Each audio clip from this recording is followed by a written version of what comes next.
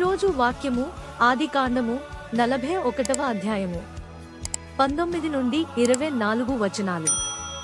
మరియు నీరసమై బహువికార రూపము కలిగి చిక్కిపోయిన మరి 7 ఆవులు వాటి తరువాత పైకి వచ్చెను.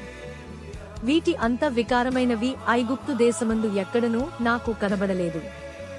చిక్కిపోయి వికారముగానున్న ఆవులు బలిసిన మొదటి 7 ఆవులను తినివేసెను.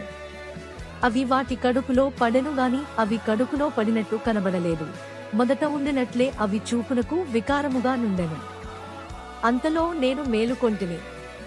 మరియు నా కలలో నేను చూడగా పుష్టిగల 7 మంచి వెన్నులు ఒక్కదంటన పుట్టెను.